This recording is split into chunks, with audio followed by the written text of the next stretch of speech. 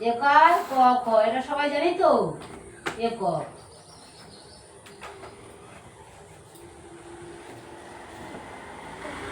একক একার ক খ একক। তারপর দশকে কি বলেছি, শুধু দ দিয়েই রাখতে বলেছি দশক। ছয়ে কি বলেছি, যদি তলবেশাই দিলে শতক।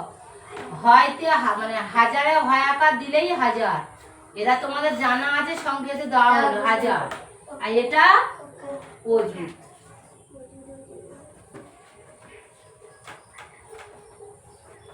বোঝা গেছে? তাহলে সংখ্যা যখন তোমরা বিশ্লেষণ করে বসাবে, যেমন হাইবুলাকে বলেছি ওই একটা করে দিয়েছি, একক দশক শতক হাজার। তাহলে এককে 7 দিয়েছি, শতকে কত হবে বলো তো রুহানা? এই দশকে কত হবে? 70। তারপরের সংখ্যাটি বলো, বলো আফিনা বলো, এটা কত হবে? তারপরের সংখ্যাটি এক কি হবে? একক দশক এক কি হচ্ছে? শতক। ছয় চলে আসছি না, একক দশক শতক। পড়ে পড়ে বলতে হবে। 100। রাইহান বলবে তারপরের সংখ্যাটি কি হবে? পরের সংখ্যাটি বলো, একক দশক শতক হাজার। এটা কত হাজার? 3000। তারপরের সংখ্যাটি কত? 8। 8 ও কি হবে? হ্যাঁ, এটা একসাথে 80,000।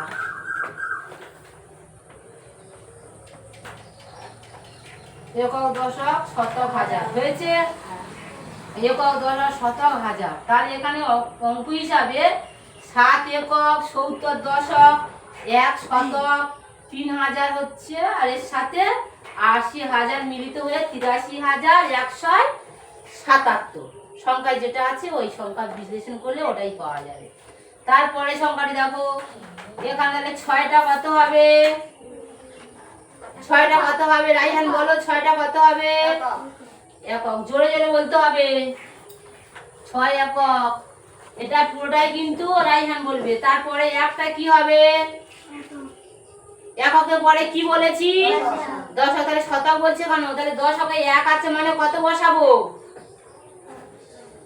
1 দশক হলে একের পিছনে তাহলে শূন্য দিতে হবে, তাহলে দশক সংখ্যাটা আসবে তো। আমি 10 হবে। তারপরে সংখ্যাটি কত? 8 মানে একক দশক শতক কত শ? এটা কত শ? 800। তারপরে সংখ্যাটি 5000 হবে কেন? এটা 5000 হবে তো। 5 আছে মানে 5000। আর এই সংখ্যাটা যখন হাজারের পরে অযুত চলে আসছে মানে এটা কত হবে? 40,000।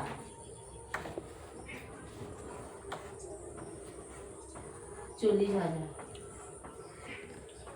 তাহলে এই অঙ্কটা বোঝা গেছে? বলো এর মধ্যে কার অসুবিধা হচ্ছে বলো, বুঝতে পেরেছো? গয়ের টাকাটা করা হয়নি? ঠিক আছে, গয়ের টাকাটা বলো একজন। একক দশক শতক হাজার অযুত। তাহলে এখানে এককের ঘরে কি বসবে? 3। এই অঙ্কটা বসিয়ে আর আমি করছি। 2 6 2 5 0 3। তাহলে এখানে যদি বলা হয় যে তাহলে এককের ঘরে কি বসছে?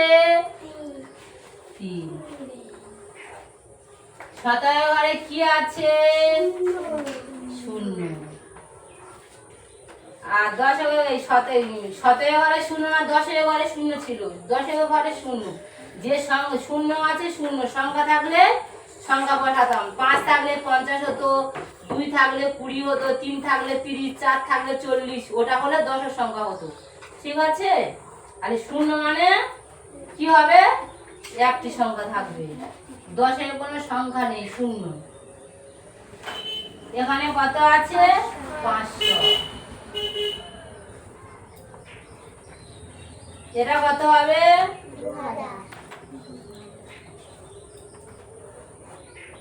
2000। তারপরে কত হবে? 60,000। একক দশক শতক হাজার। তাহলে একসঙ্গে এটা সংখ্যায় বলতে গেলে কত হবে জানো? এই যে একসাথে এই সংখ্যাটা বলতে গেলে একক, দশক, শতক, হাজার, অযুত একসঙ্গে বললে ৬২,৫০৩। এখানে তাই হয়েছে ৬২,০০০। দেখো ৬,০০০, ৬০,০০০, একক, দশক, শতক, হাজার, তাহলে একসাথে ৬০,০০০ আর এই ২,০০০, ৬২,০০০। তার সঙ্গে ৫০০ যোগ করলাম। এই যে সংখ্যাগুলো বসানো হয়েছে প্রত্যেকটার সঙ্গে কিন্তু এই যুক্ত সংখ্যাটি হবে। এই যুক্তগুলো কিন্তু প্রত্যেকে দেওয়া হয়নি। যেমন এই যোগ না করলে বুঝতে পারবেন। দেখো এই ২,০০০-এর সঙ্গে এখানে কত ছিল? একক, দশক, শতক, হাজার। আরে এটা ২১,০০০ তো।